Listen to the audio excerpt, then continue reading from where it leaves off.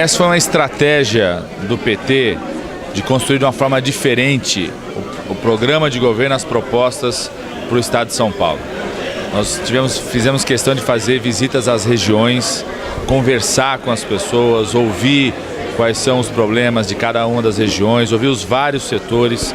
O PT conversou com o empresário, com o produtor, com o movimento social, movimento sindical, com lideranças religiosas, conversar com a universidade, para identificar em cada região do nosso estado quais são as questões importantes que o Estado de São Paulo pode ser mais ágil em resolvê-las.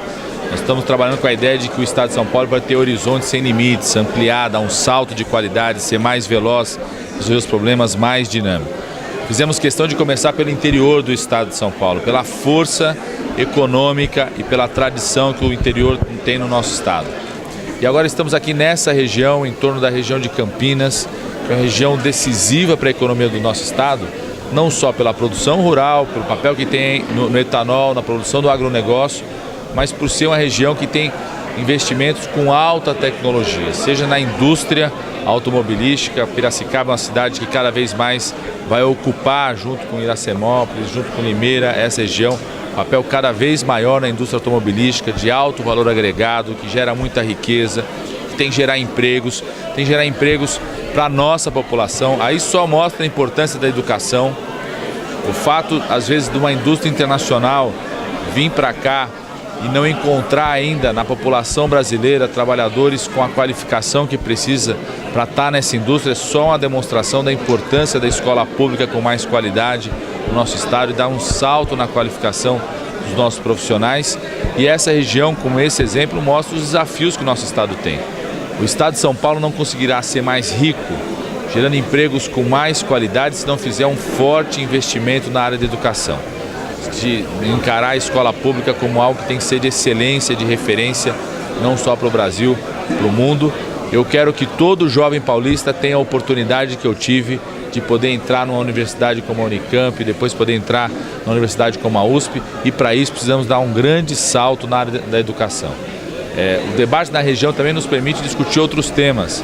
Essa região hoje tem que ter investimentos nesse momento planejados para enfrentar aquilo que pode ser um problema para a região no médio prazo, mas também já tem impacto no curto prazo, que é o problema do abastecimento de água, do tratamento da água, tratamento do esgoto. Metade apenas do esgoto no nosso estado é tratado, só metade do esgoto é tratado, ou seja, a quantidade de água que nós perdemos, que poderia ser reutilizada para a produção, para a indústria, para a agricultura. Nós vivemos em alguns municípios dessa região, sobretudo na região mais próxima de Campinas, uma situação crítica de início de racionamento, de ações de racionamento em alguns bairros da água, por falta de investimento ao longo desses 20 anos de novas centrais de abastecimento, barragens de abastecimento, como aconteceu, por exemplo, na região metropolitana de Campinas. E uma questão importante que tem sido apresentada por todos os municípios dessa região, eu vi isso em Leme, em Araras, ouvi isso em Limeira, conversamos sobre isso aqui em Piracicaba, que é em relação à segurança pública. Não só um sentimento de insegurança nas cidades, de violência contra as mulheres, de violência contra os jovens negros, de insegurança em relação ao patrimônio das pessoas, mas também uma preocupação cada vez mais intensa da segurança na área rural. Eu ouvi de vários produtores, de várias pessoas, relatos de roubo de carga, roubo de equipamentos na área rural, ou seja, a importância na cidade de Limeira, a Guarda Municipal tendo que assumir um papel hoje de proteção na área rural, a importância de termos uma política de segurança específica também para a área rural no nosso estado. O programa Mais Médicos deu uma visibilidade grande, né, no país. Você acha que com isso o senhor acredita que vai ajudar a quebrar os 20 anos de PSDB no governo? Em primeiro lugar, o programa Mais Médicos tem que quebrar, está quebrando a ausência de médicos em vários municípios do nosso estado, no Brasil inteiro. Eu sempre falo, o Monteiro Lobato dizia que só sente a importância do ar quem já foi asfixiado. Só sabe a importância de ter um médico no posto de saúde aquela mãe que pegou seu filho à noite, pegou seu filho durante a semana, foi no posto de saúde na segunda, na terça e na quarta e o médico não estava lá ou sequer tinha médico no posto de saúde. Cidades como Piracicaba, que tem uma alta qualidade de vida, pediram médicos para o Mais Médicos e vão receber todo o seu pedido até o final de março, começo de abril. Nosso estado de São Paulo é o estado que mais pediu médicos para o Mais Médicos, vai receber 2.500 médicos até o final de março, começo de abril. Já são mais de 9.000 médicos atuando no programa, resolvendo problemas em vários municípios que não tinha sequer um profissional médico. Então a grande importância do programa Mais Médicos é essa. Para isso que eu criei e coordenei o programa Mais Médicos. Isso tem a ver com a minha história de vida. Eu, como médico, tinha terminado a especialização na USP, estava ligado à Universidade de São Paulo. Era para ficar só lá em São Paulo, na capital, e nós fomos desafiados naquele momento a montar um núcleo da USP no interior do Pará, numa região que não tinha médicos. Fui lá, ficava 3 meses em São Paulo, 3 meses no meio da região amazônica e sei, posso dizer, porque eu vivi na pele a diferença que faz um médico na comunidade, onde não tem esse profissional. Hoje, depois de 15 anos nessa área, já tem hospital, passou a ter transplante agora, ou seja, a mudança que faz a presença de um profissional médico numa região como essa. Deixando o Ministério e entrando nas caravanas, talvez não coincidentemente, surgiram os casos de evasão do Mais Médicos e um acolhimento, inclusive, de partidos de oposição desses médicos cubanos. O senhor vê uma motivação política eleitoreira nessa questão de haver partidos de oposição acolhendo esses médicos? O senhor vê palanque eleitoral antecipado nessa questão? Se tem algum partido de oposição que é contra o Mais Médicos, que vai querer fazer qualquer ação contra o Mais Médicos, se quiser fazer, não sou eu que vou proibir. Agora eu sugiro que não façam, porque vão estar brincando com um programa que está salvando a vida de milhões e milhões de brasileiros. E o Mais Médicos também tem uma outra ação, que são as ações estruturantes. A cidade de Piracicaba vai ter oportunidade de ter um curso de medicina aqui em Piracicaba por conta do programa Mais Médicos.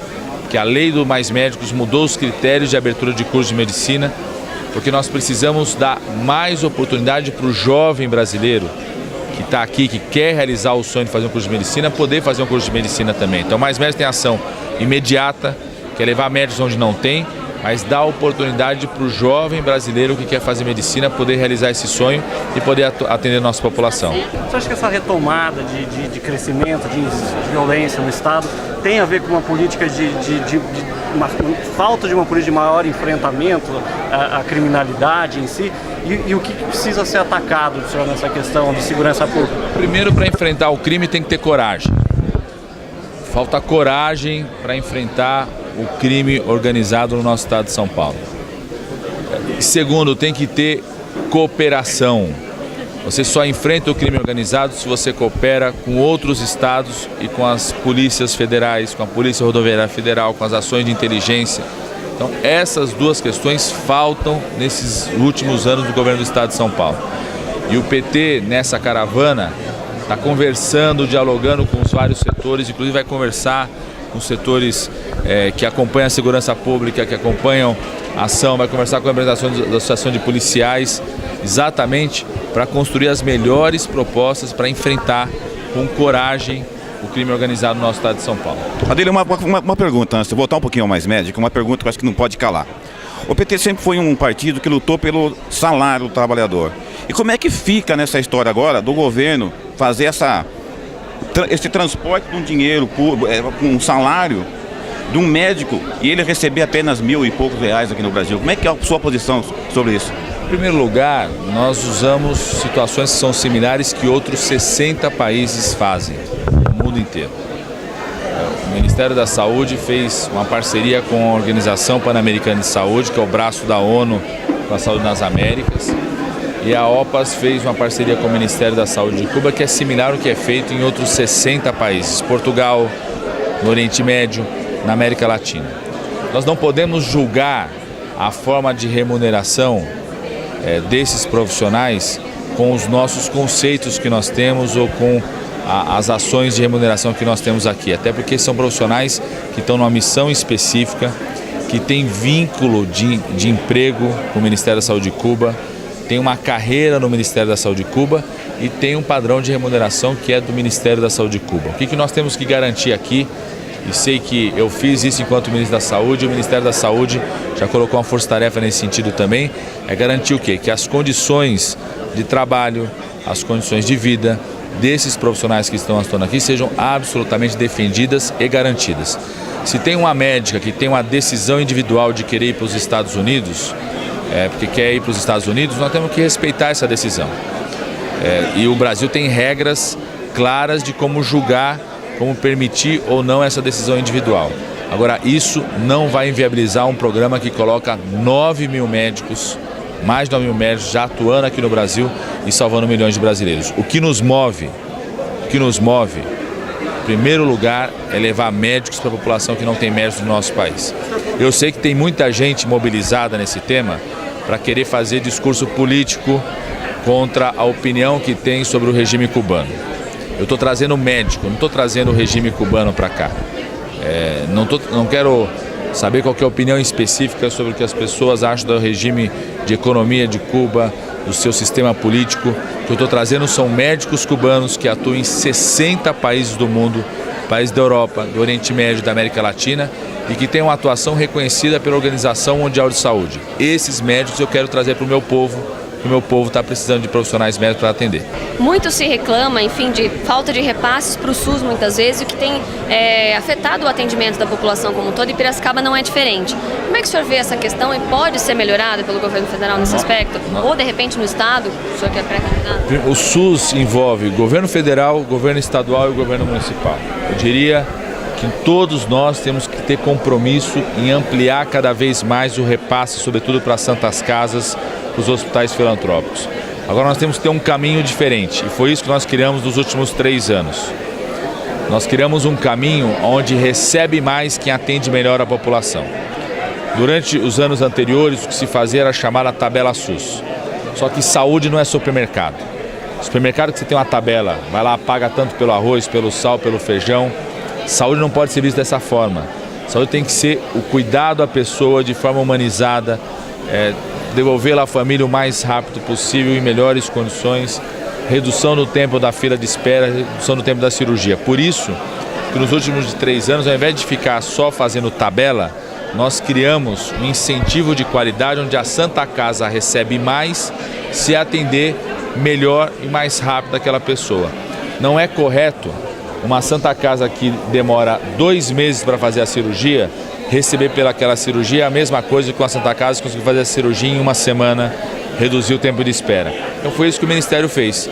Esse ano colocou 1,6 bilhões de reais para santas casas que queiram fazer contratos de qualidade, de redução da fila, redução do tempo de espera, vai receber mais recursos do Ministério da Saúde. Esse é o apoio que nós precisamos dar, aumentando os recursos do SUS.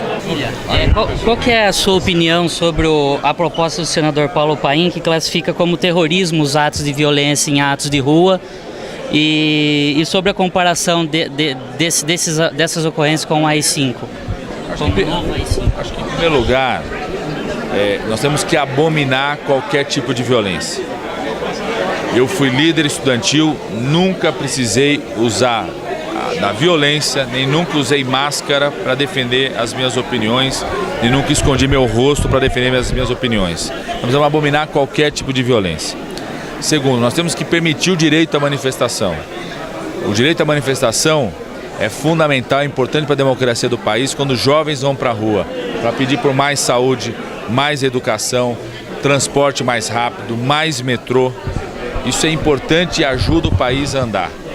Os jovens de São Paulo, por exemplo, irem para a rua para questionar por que o metrô de São Paulo, que começou em 74, o mesmo ano do metrô da Cidade do México, o mesmo ano do metrô de Seul, e hoje Seul e Cidade do México tem mais de 200 quilômetros do metrô e São Paulo só tem cerca de 70 quilômetros, esse é o motivo para os jovens ir para a rua se manifestar.